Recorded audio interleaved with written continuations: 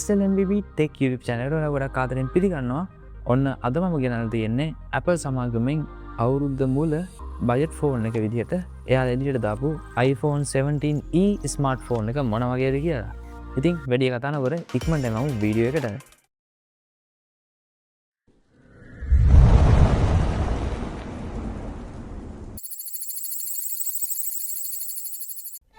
Meet iPhone 17e.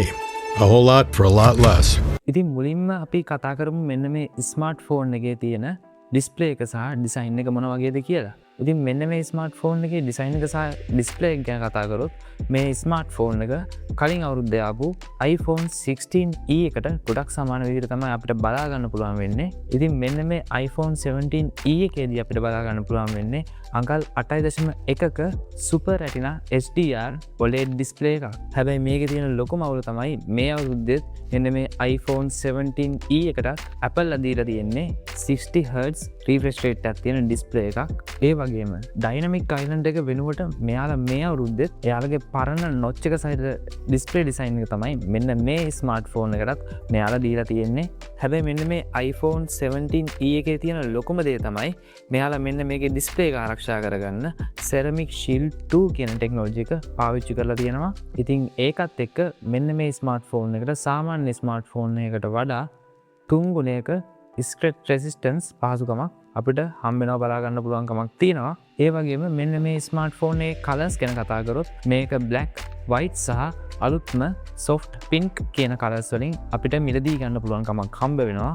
ඉතින් මෙන්න මේ iPhone 17e කියන ස්මාර්ට්ෆෝන් එකේ performance ගැන කතා කරලා තමයි මෙන්න මේකේ ලොකුම දේ අපිට බලා ගන්න පුළුවන්කමක් හම්බ වෙන්නේ. ඉතින් iPhone 17 base model වලට ආපු A19 Bionic chip එක තමයි මෙන්න මේ iPhone 17e ස්මාර්ට්ෆෝන් එක මෙයාලා දීලා තියෙන්නේ.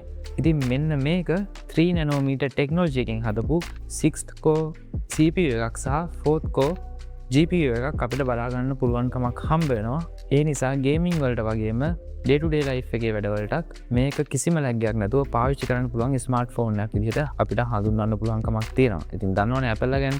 ඒ වගේම Apple Intelligent AI features කිසිම ප්‍රශ්නයක් නැතුව මෙන්න මේ ස්මාර්ට්ෆෝන් එකේ රන් කරගන්න පුළුවන් වගේම 16 core natural engine එකක් මෙන්න මේකට ඇතුළත් කරලා තියෙනවා. අපිට බලා ගන්න පුළුවන්කමක් තියෙනවා. ඉතින් තවත් හොඳ නිවුස් එකක් තමයි මෙන්න මේකේ storage එක 128GB ඉඳලා 256GB වෙනකම් මෙයාලා වැඩි කරලා තියෙනවා. ඉතින් ඒ කියන්නේ මේ ගානට අපිට ඩබල් ස්ටෝරේජ් එකක් හම්බ වෙනවා බලා ගන්න පුළුවන්. ඉතින් දැන් අපි යමු කට්ටිය ගොඩක් ආසාවෙන් බලන් හිටපු මෙන්න මේ iPhone 17e එකේ කැමරාව මොන වගේද කියලා බලන්න. ඉතින් iPhone 17e එකේ බැක් එකේ තියෙන්නේ එක කැමරාවක් විතරයි. හැබැයි ඒක 48 megapixel fusion කැමරාවක් විදිහට තමයි අපිට බලා ගන්න පුළුවන් වෙන්නේ. ඉතින් මේකෙන් ඔයාලට optical 2x දක්වා telephoto zoom එකකට සහ මේකෙන් ගොඩක් ලස්සනට portrait photos ගහ ගන්න පුළුවන්කමක් තියෙනවා. ඉතින් වීඩියෝ ගැන කතා කරොත් මෙන්න මේ 48 megapixel කැමරා එකෙන් 4K 60 fps දක්වා Dolby Vision support එකත් එක්ක ඔයාලට ගොඩක් හොඳ quality වීඩියෝ එකක් record කරගන්න මෙන්න මේ iPhone 17e එකේ අවස්ථාව තියෙනවා. ඉතින් selfie කැමරා එක පැත්තට ගියොත් මෙන්න මේකට කලින් ආපු 12 megapixel true depth කියන කැමරාවක්ම තමයි Apple මෙන්න මේකටත් දීලා තියෙන්නේ. ඉතින් අපි බැටරි සහ කනෙක්ටිවිටි එක පැත්ත බැලුවොත් මේකට පැය 26ක විතර වීඩියෝ ප්ලේබැක් එකක් ගන්න පුළුවන් කියලා Apple සමාගම මේ සැරේ කියලා තියෙනවා. ඉතින් මේක charge කරගන්න අපිට 20 watt wired charging හම්බ වෙනවා වගේම Apple ලගේ budget lineup එකේ පළවෙනි වතාවට 15 watt MagSafe charging බලා ගන්න පුළුවන්කමක් තියෙනවා මෙන්න මේ ස්මාර්ට්ෆෝන් එකත් එක්ක. ඒ වගේම තවත් විශේෂ දෙයක් තමයි මේකට Apple එයාලගේම C1X 5G modem එක දීලා තියෙනවා බලා ගන්න පුළුවන්කමක් තියෙනවා.